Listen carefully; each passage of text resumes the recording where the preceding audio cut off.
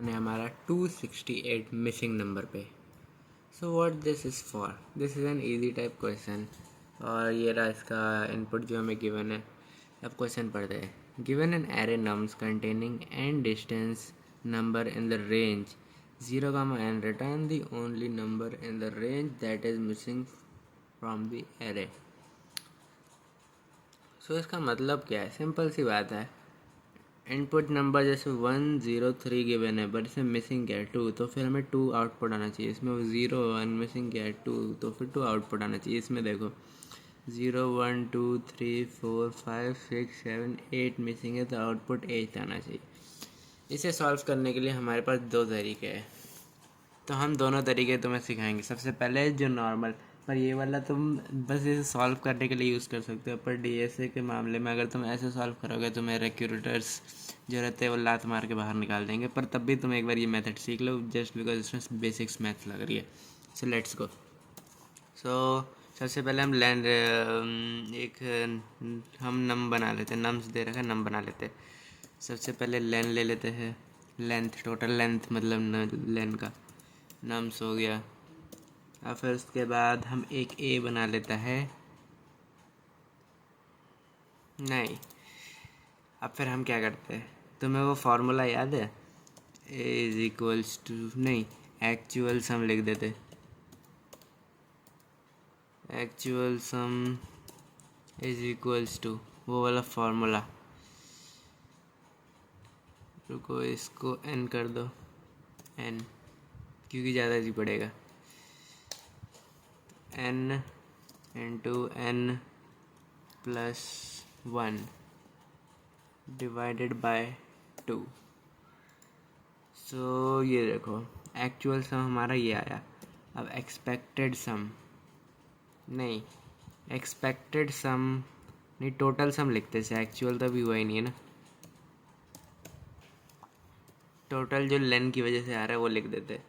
और फिर उसके बाद अब हम लिखेंगे एक्सपेक्टेड सम, लिख लेते हैं एक्सपेक्टेड सम। जो लिख रहा हूँ उस पर ध्यान मत दो, पर क्या कर रहा हूँ उस पर ध्यान दो। Sum of nums, sorry, nums. अब रिटर्न करो, क्या रिटर्न करोगे? टोटल सम माइनस एक्सपेक्टेड सम।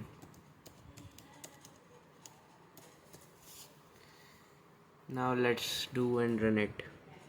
क्या लगता है, रॉन्ग आएगा? यस, रॉन्ग आएगा। आना ही है यार, तुम अभी पहले ध्यान से देखो। Integer object are not capable callable, sorry. हाँ, सो एरर कहाँ आ रहा है? अगर मैं इधर एक और ये लगा दूँ तो फिर क्या कुछ होगा? लेट्स डू ट्राई, क्योंकि सारी चीज़ ट्राई करनी चाहिए अगर तुमसे नहीं हो रहा था। इंटीजर, तो बता अब तुम्हें क्या लगता है हमें इसमें क्या करना चाहिए? ये बोल रहा है इंटीजर ऐड करने पे, तो फिर क्या मैं एक इंटीजर ऐड कर दूँ बस एक इधर? अब देखते हैं। देखा, फिर एरर। तो अब किसे समझ आ रहा है कि एरर हो कहाँ पे रहा है? चलो मैं बता दूँ तुम्हें एरर कहाँ पे हो रहा है। बता ही देता हूँ। देखो, जैसे कि तुम्हें इधर दिख रहा है, नीचे करते हैं, इसमें INT ज़रूर है, पर इसमें तुम्हारा एरर कहाँ हो रहा है? जस्ट बिकॉज मैं दिखाता हूँ। इधर तो पहले ये हटाओ, ये भी हटाओ, एंड में जाओ, ये भी हटाओ। ये कोई मैथ्स का नहीं लिख रहा जो मुझे इंटू लिखना ना पड़ेगा, कि डायरेक्ट लिख दो तो इंटू कहला जाए। नहीं, इंटू लिखना पड़ेगा। इधर सिंगल के बदले डबल करना पड़ेगा। इंटू लिखना पड़ेगा, दैट इज़ कॉमन, क्यों लिखा है। और डबल करना पड़ेगा, that is also common, just because मैंने डबल इसलिए लिखा है कि पॉइंट या फ्लोटिंग नंबर पे आया तो फिर वो डायरेक्टली एक नंबर नॉर्मल नंबर पे कन्वर्ट हो जाए। डेसिमल नंबर से नॉर्मल। देखो, एक्सेप्टेड, तीनों केस डन। सो ये हमारा पहला केस डन। पर ये तुम अगर करोगे तो रिक्रूटर्स में क्या पता धक्के मार दे बाहर। चलो अब दिखा दो तुम्हें रियल स्टेप क्या करना है। चलो तुम क्या करोगे, फिर से बनाते हैं। n is equals two lane of nums and ये वाला तुम्हें ज़्यादातर ट्राई करना है कि तुम ऐसा वाला करो। ऊपर वाला तो डायरेक्टली मैथ बेस्ड है, तुम वैसा कर सकते हो, बट वो डीएसए का बहुत ज़्यादा बेसिक में आ जाता है, तुम्हें थोड़ा ऊपर उठना पड़ेगा। अब नम बनाता हूँ। Num is equals to set of nums. Do you get it? अब for I in range, for I in range is equals to क्यों लिख रहा हूँ? नम प्लस 1 नहीं, n प्लस 1।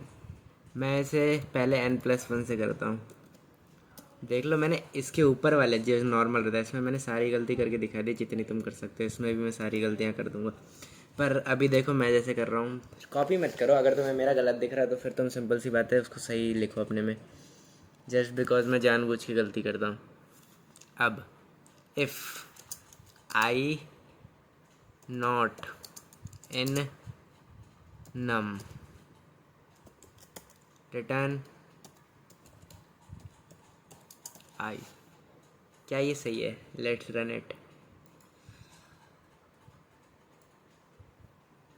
ये देखो पूरा केस सही है। So what this is for? So ये वाला तुम्हें करना है।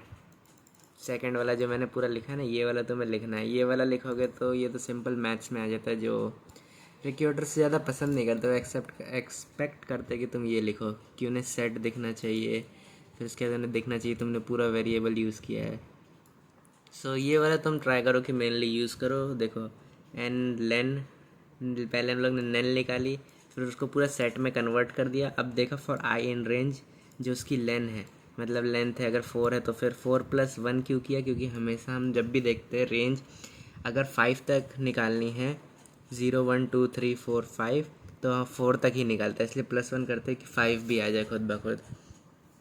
और इसके बाद हमने कंडीशन लगाई, अगर आई नहीं है नम्स में तो रिटर्न कर दो सिंपल आई, तो हमारा मिसिंग नंबर मिल गया। और ये रहा वो क्वेश्चन। हमने तुम्हें इसके 2 मेथड सिखाए, दोनों मेथड ठीक है, तुम्हें जो लगाना है लगाओ, पर मैं प्रेफर करूँगा ज़्यादातर सेकंड मेथड लगाओ, दैट इज़ ओके।